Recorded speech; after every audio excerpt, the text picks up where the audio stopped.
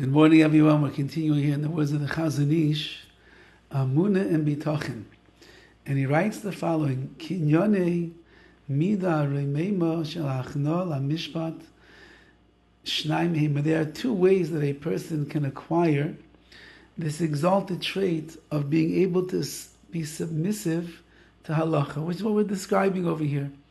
We're talking about the idea you could have wonderful middos, the best of intentions, but sometimes that will end up being take the place of what the halacha l'maisa really is, and because that you're so linked into your middos, you'll make a mistake and you'll do the wrong thing. So how does one come to submit their middos, their emotions, their spiritual world? How do they submit it to halacha? So he says there's two ways to do it. Number one, hahergel kinyan echad. One method is get accustomed to doing it again and again. And number two, v'alimur kinyan sheni. The second method is study, understand, learn how to do this, or learn the halacha, so you'll see that it trumps in certain areas the refined middos that you want to have. Ki yadu, it is known, EMUNAH mitzumtzemes maspekes lichles ha'adam miyasa Yisrael. It's very well known that with the limited faith that a person has in Hashem, it's really not enough to restrain him from doing evil. Because he is running after his natural desires like a raging river. He knows, he knows this avera, the wrong thing to do. He knows that this mitzvah is the right thing to do. But what do you want from him? He has these unbridled taivas and desires inside of him, and they're pursuing the pleasures of this world, and often they will take the forefront of the truth that he knows and the emunah that he has. And the reaching of shleimus, of perfection, and therefore achieving perfection, that one's deeds and beliefs will not contradict each other. In general, it needs two things. Number one, you have to create the hergel, which you have to become accustomed to the correct behavior. And number two, v'asmadas halimud, is consistent study of knowing what is right and what is wrong. Asher letikunam nischabru svarim rabim, many svarim, many books have been written about this. And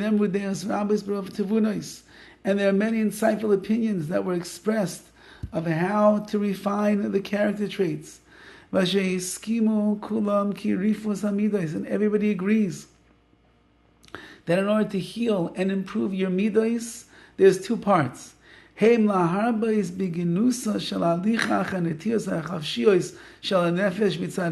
one hand, a person has to understand how lowly and disdainful it is to chase after one's natural tendencies. And there are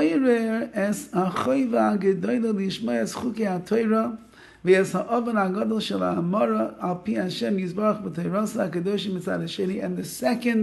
on the second hand, you have to be inspired, to have an awareness of the tremendous obligation to listen to the laws of the Torah, and the tremendous sin that a person does if he disobeys HaKadosh Baruch Hu and his laws that are conveyed in the Torah.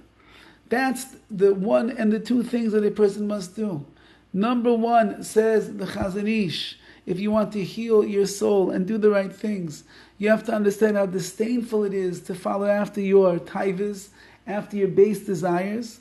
And number two, you have to be inspired enough to understand the great obligation of listening to the Torah and staying away from sin.